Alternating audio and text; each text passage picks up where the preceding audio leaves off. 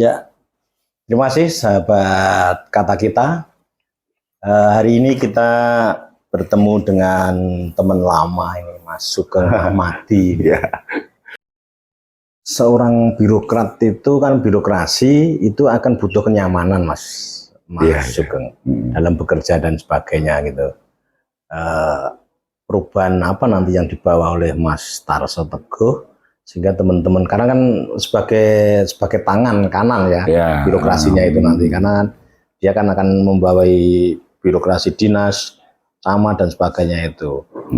Soal karir, kemudian soal kesejahteraan mereka, sehingga mereka nyaman bekerja, tidak was-was itu apa? Ya gini, tadi kan segala sesuatunya itu di sini boleh lah kita berbicara ini atasan, ini bawahan. Ya betul. Tapi jalinan yang di atas dengan yang di bawah ini harus kita dasari dengan cara-cara kekeluargaan. Ya, ini. Itu dulu.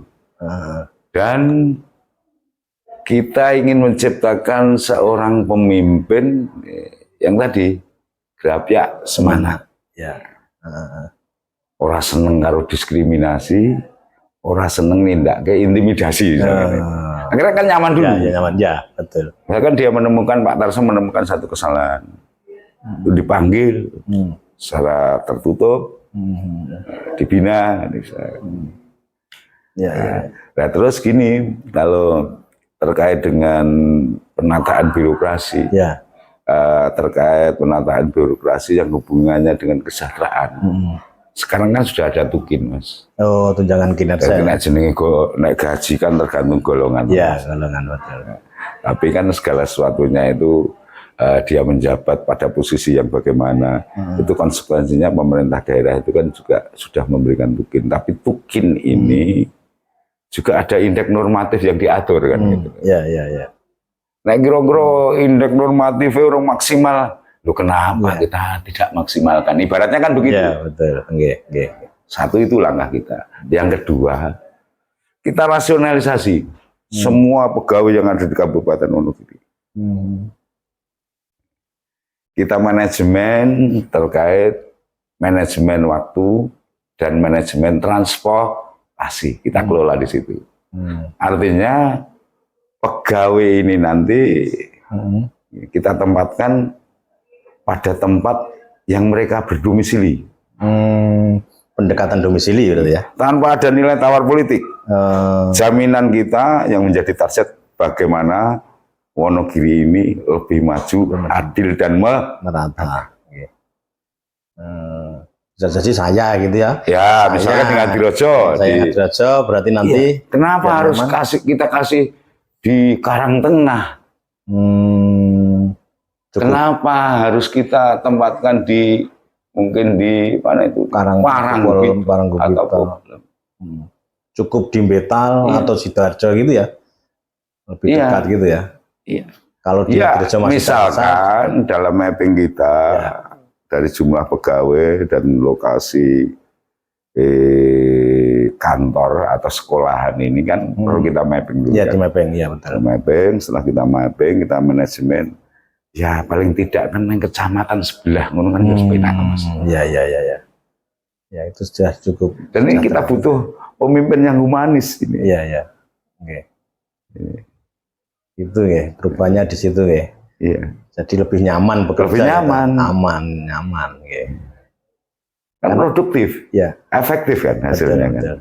Coba kalau seandainya Mas Tus ini kalau menang gini mono ya, kita tugaskan dulu lah aku ke bupati, jangan tak tugas kita ngwapel.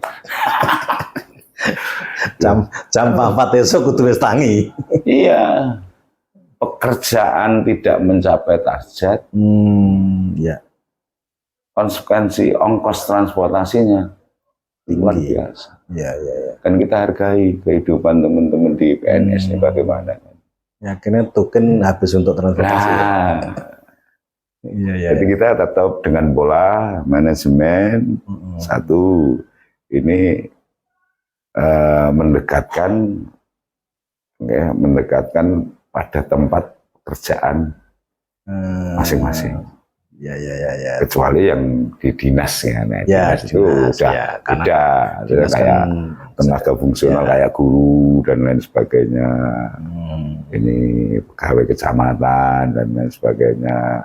Aku kapan ya diwaduli nek sing dipindah neng di omahe Romoko, dipindah neng Karangtengah. Ya memang nek sumpah pegawai ya, siap ditugaskan di mana di seluruh Indonesia ya, TPNS itu kan tempatnya di seluruh Indonesia. Tapi kan ya kita kan mempunyai tujuan bagaimana Wonogiri ini kan damai. Betul. Ini artinya biar tidak walaupun karena gini ya, jabatan bupati, jabatan DPRD ini kan prosesnya by election ya, by election artinya dipilih. Ya. Kita harus biasa saja. Saya sudah menyarankan Pak Tarso, resiko orang yang mencalonkan anggota DPRD, yang mencalonkan seorang bupati ini, ada dua nanti yang kita hadapi. Warga yang memilih dan warga yang tidak memilih. Ya. Tolong, karena mengingat APBD kita ini bersumber dari uang rakyat, dan dikelola APBD harusnya kita kembalikan kepada rakyat tanpa pilih kasih. Yang tidak memilih itu tetap menjadi warga Wonogiri. Iso, sing milih ora milih, wis kuwi yo mbok anggap ora mbok anggap, mungkin nek nggon dokumen nggon statistik kono ki wargamu wae ngono. Dadi gue lah masuk geng kok Jadi kita belajar pendewasaan dalam berpolitik. Untuk kenyamanan soal domisili akan didekatkan dengan Ini juga sudah merupakan satu penunjang bagaimana mengefisienkan pengeluaran. Pengeluaran orang hidup itu dari hasil kita yang kita makan paling pol normal wong nyambut gawe apa nek kaya wae. Iso neng awak dhewe sing 30% wis luar biasa. Karena kita melihat pengeluaran sekarang ini kan memasuki pasar global yang sekarang ini kan sangat luar biasa. Perubahan yang lain tentang karir gimana nih? Karir birokrasi gitu. Ya kita tetap tentang berzakat nanti gimana? Berzakat. Ya kita tetap harus sesuai kita fungsikan sesuai dengan regulasi. Kita bekerja ini kan bisa nggak saya loncat gitu? Wah, karena kenal jenengan saya loncat masuk geng. Nah itu bagian dari kebijakan yang sifatnya diskriminasi. Kita jauh dari hal itu. Jadi harus kita tempuh dengan proses regulasi yang jelas. Sehingga dalam jabatan yang ditempati oleh salah satu pegawai ini. Karena kan sekarang kan sistem lelang Pak Sugeng jabatan. Ya. Iya Pak. Ya coba nanti kita kaji soal itu, kita kaji regulasi yang jelas kami tetap akan kita sesuaikan dengan regulasi ya. Prinsip. Ya. Perintah regulasi bagaimana? Jangankan kita itu gubernur bupati toh Mas. Presiden bekerja itu karena perintah regulasi. Ya, undang-undang. Perintah undang-undang betul. Ini kan. Jadi kita punya pedoman. Ya karena dulu saya kan kenalnya kan Orde Baru Mas Sugeng. Kenal Orde Baru itu kenal dengan spamen kan. Ya itu memang. Nah sekarang kan lelang kan gitu lah, lelang kan gitu makanya. Ya memang ada metode semacam itu, tapi satu pengertian lelang itu kan harus ada kajian-kajian terkait dengan kapasitas orang kan Mas. Masa orang wah ini menamilah aku misalkan budaya semacam itu harus kita hilangkan. Attend the right man on the right place itu tetap dijalankan. Oke. Tetap prestasi ini yang paling utama. Karena gini, beda. Nah, bupati DPR by election. Nah, birokrasi by selection. Artinya harus kita seleksi secara objektif sesuai dengan aturan perundang-undangan. Itu clear prinsip. Tidak ada sistem balas budi nanti. Balas budi kuwi nek nggon ki ya kudune kan sepadan dengan apa yang menjadi golongan. Gitu.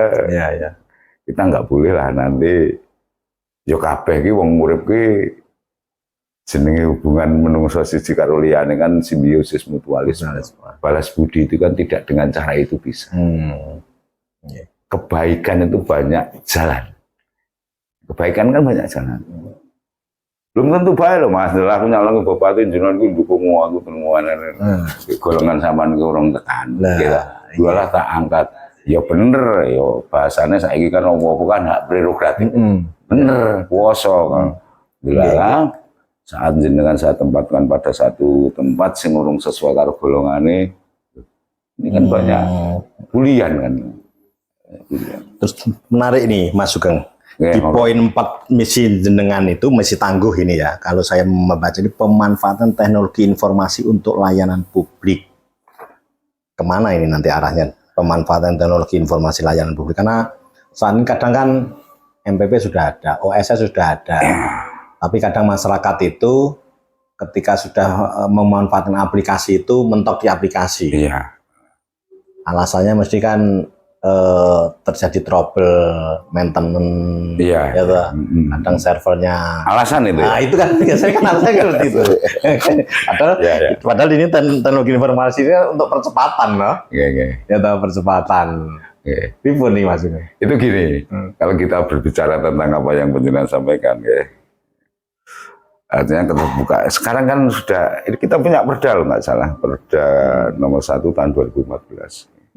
Perbu PK kita anak Perbu 59 tahun berapa, sing hubungannya dengan keterbukaan informasi publik ya, itu wajib Mas hukumnya.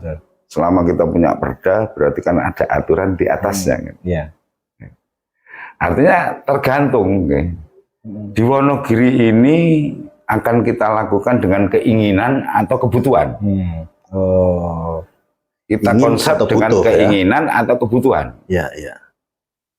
Kalau keinginan bisa saja sebatas mungkin saya dengan orang-orang saya yang saya sukai, bisa saja itu keinginan. Karena keinginan atau kepentingan.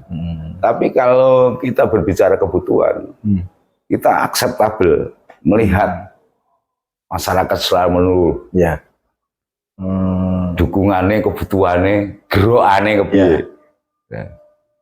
Artinya begini, seperti yang penjelasan sampaikan itu, segala sesuatunya akan kami lakukan terbuka. Karena apapun namanya, membangun Wonogiri ini menjadi Wonogiri yang lebih maju, adil dan merata, ini harus didukung local wisdom. Artinya harus didukung kearifan lokal. Naib, harus seorang kepala daerah ini meninggalkan kearifan lokal.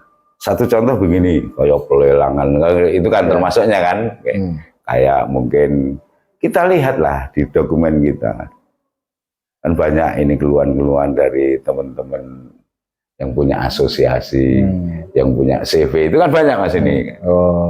Mungkin dia ingin memasukkan di aplikasi, alasannya saya kayak penjelasan tadi, kita nggak tahu nggak.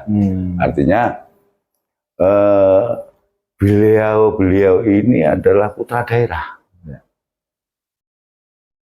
Dan ini menjadi satu konsekuensi dalam mengelola kearifan lokal. Ya harus kita libatkan. Metode kerjasama kita adalah gotong royong, ya kan, gotong royong itu Mas. Artinya pemberdayaan melalui kearifan lokal.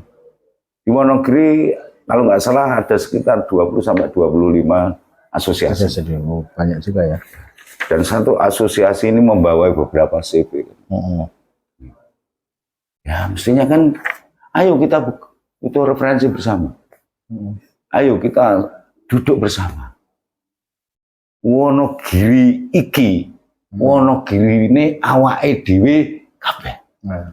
Wonogiriku, Wonogirimu. Ya, ayo digula pentah. Tapi ingat, apa yang menjadi kebijakan pemerintah daerah ini kan? Nek do nyeleweng, orang nek hitungan SP1, SP2, langsung kita sanksi dengan punishment. Gitu. Ya. Main-main ya langsung punishment. Sesuk hilang. Langsung ya. Itu kan lebih bagus. Tapi paling tidak ya semuanya harus kita libatkan.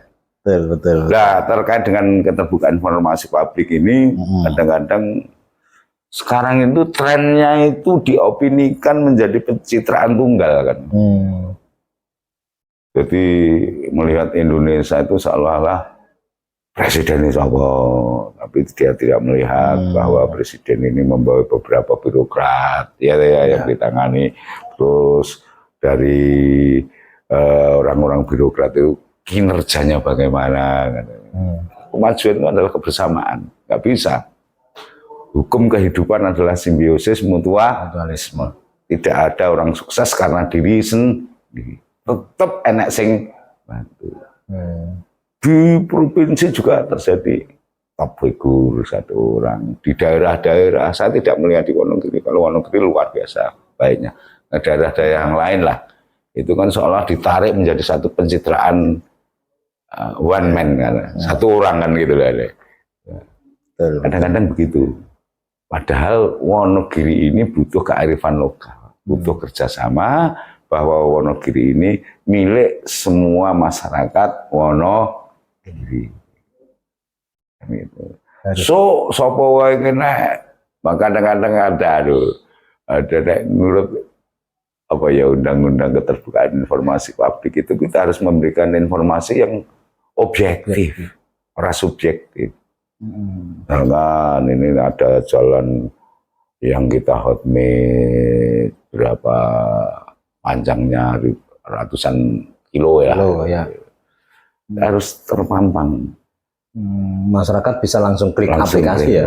Ini karena apapun namanya seorang politikus ini mempunyai satu kewajiban bagaimana mencerdaskan kehidupan bangsa. Ini kan ya kadang-kadang rana akurat. Nah, ini harus kita hilangkan. Besok itu kita pampang bahwa jalan yang dibangun dengan panjang sekian lokasinya ini gitu ya. Ruasnya didanai dari APBD. Bila perlu ngungai pendidikan politik warga kan dong kan paham bahwa APBD ini uang pajak yang dibayar oleh rakyat. Jadi artinya begitu kita memberikan satu cashback ya tentang pembangunan, masyarakat ini nyaman, senang. Tidak ada yang merasa, karena mungkin masyarakat kita secara politik loh mas, masyarakat kita itu heterogen, orang homogen kan, heterogen kan, nah, semuanya harus kita hargai. Orang yang misalkan teman PKS, apa aku harus ngenani uang PKS itu hak mereka kan, anak senang PD, apa aku harus ngenani uang PD itu hak mereka, dan kedaulatan itu sudah dilindungi. Ayolah, kita butuh PKS, kita butuh PDI, kita butuh Demokrat dan semua partai yang di Wonogiri. Ayo piye? Ape Wonogiri iki. Tapi terkait itu Mas Sugeng, teknologi informasi ini, jaringan internet kita di 25 kecamatan 294 desa itu sudah mumpuni enggak? Karena contoh ini. Contoh ketika saya ke Kudi, Batuwarno, itu kan juga belum semuanya kita ada blank spot lah. Nah, itu langkah mewujudkan itu nanti apa tangguh ini?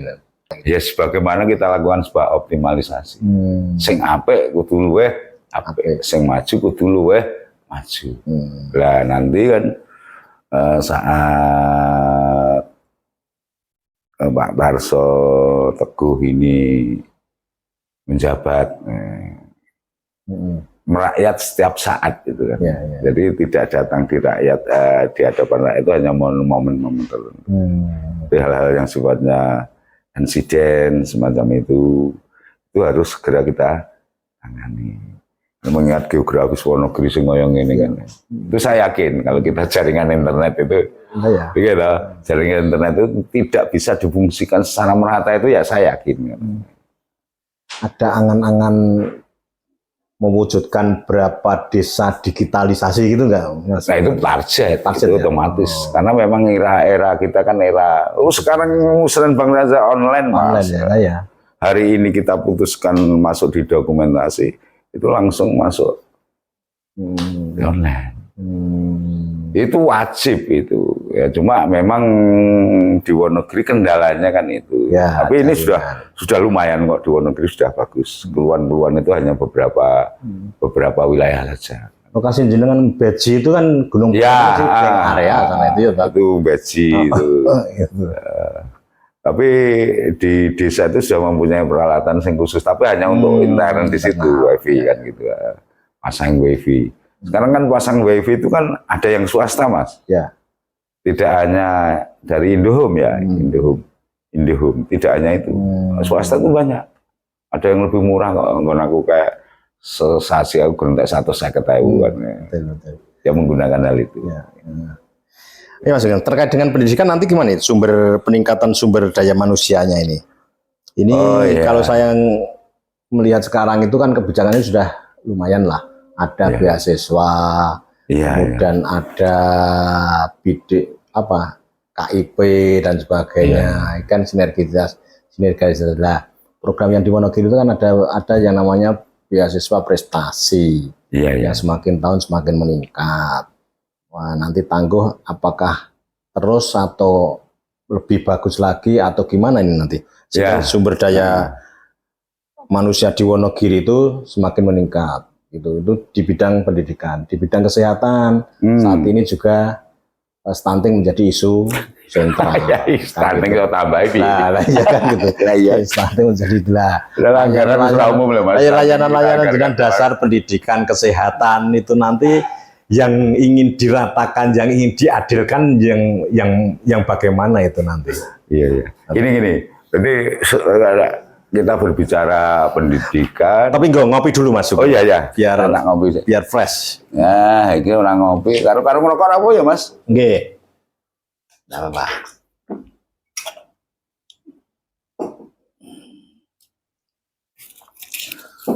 Pendidikan kesehatan itu nggak bisa ditawar Mas. Karena dalam satu kewenangan ya, kita berbicara pemerintah daerah, kita berbicara kewenangan. Kewenangan itu ada dua kan, kewenangan itu ada kewenangan absolut yang menjadi kewenangan pusat. Tidak harus gitu ya. Ya itu kan misalkan absolut itu kayak agama, politik ya. Nah ini terus ada kebijakan kongruent di sisi lain dalam kebijakan tersebut ini. Penganggaran kita itu untuk membiayai sifatnya urusan wajib pelayanan dasar, pendidikan kesehatan dan pelayanan dasar. Itu ora iso dinyang. Ya kita gembrong optimalisasi, apalagi mengingat ini prioritas nasional kita ya. Terkait IPM, Indeks Pembangunan Manusia ini menjadi acuan pertama ini. Bagaimana nanti kita menangani putus sekolah. Bagaimana nanti pendidikan non formal sing nek PKBM sing dulu itu rame kan sekarang sepi kan. Kalau memang itu menjadi kewenangan pusat ya kita koordinasi dengan pusat. Sifatnya menyampaikan aspirasi kenapa? Nah, PKBM pusat kegiatan belajar masyarakat itu. Paket A, B, C. Jangan relakan rakyat Wonogiri ini sengsara karena kurang ilmu kan. Nah ini nanti kita akan terus nanti pendidikan formal, perizinan nanti kita akan jemput bola Mas. Perizinan ini kan kadang-kadang di mana-mana menjadi momok, popo angel cari ini loh. Ya, kita jawab, kita buktikan. Jemput bola, apalagi nek saya UMKM gitu lah. Lu saiki perizinan iki gampang lho Mas. Digarap karo jigang nang omahe rampung OSS lho. OSS. Nah, UMKM modal piro kae?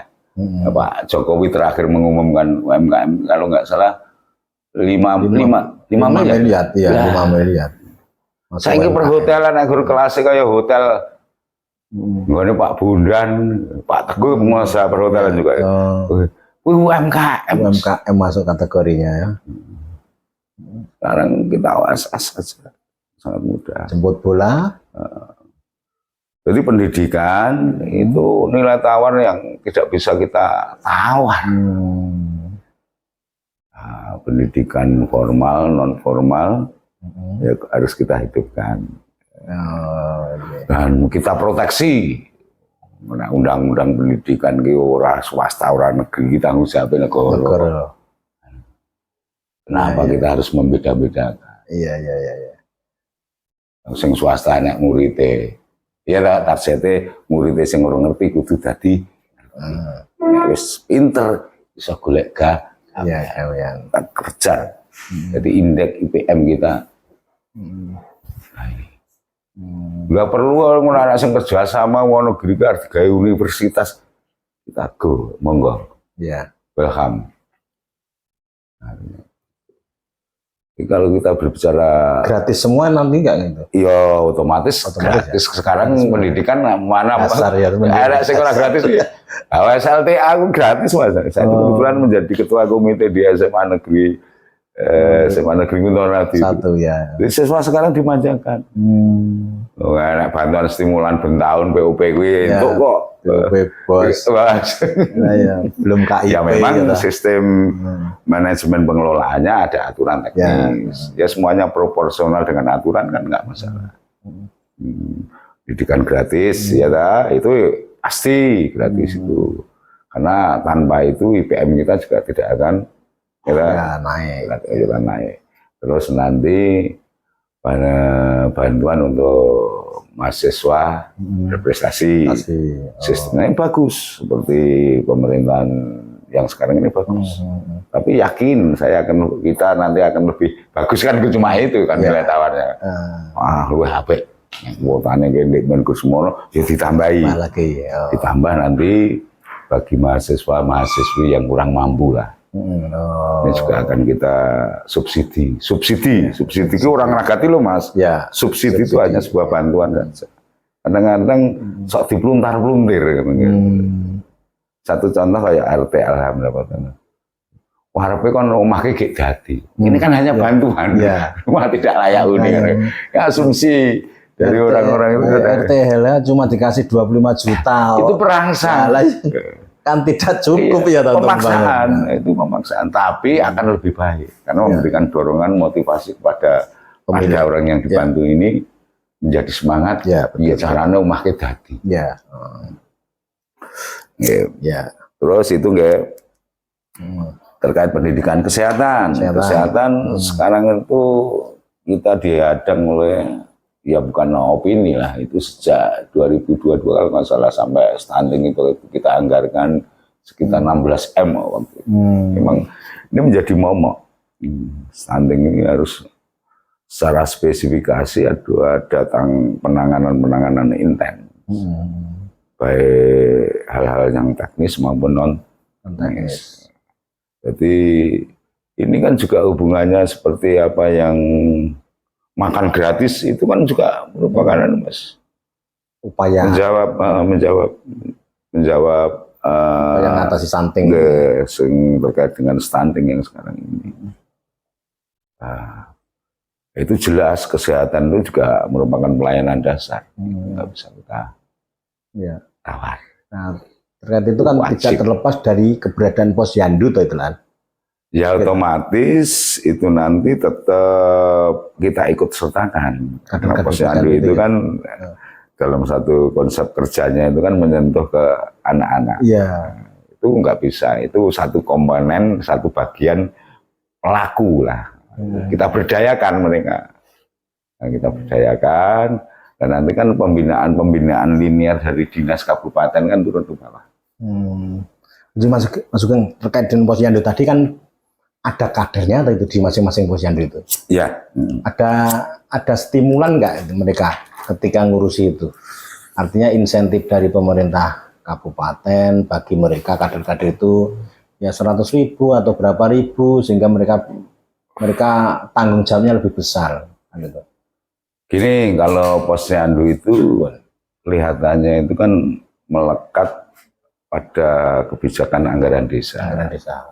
Dan itu tidak ada istilah bukan intensif lah itu, bukan insentif lah, bukan.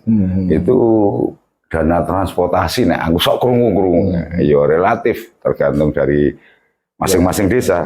Mana sing sesasi ki nampa 30.000 apa pas dalam kegiatan posyandu itu 30.000 yo enak sing 40.000 mungkin tergantung dari kemampuan desa. anggaran desa itu kan. Kelihatannya kalau di pemerintah daerah ini sampai sekarang jenisnya anggaran itu bentuknya program, Mas. Program. Jadi kalau soal untuk transportasi dan lain sebagainya ini masih menyentuh terikat di kebijakan desa. Ya. Terima kasih Mas Sugeng bincang-bincang pada hari ini, dan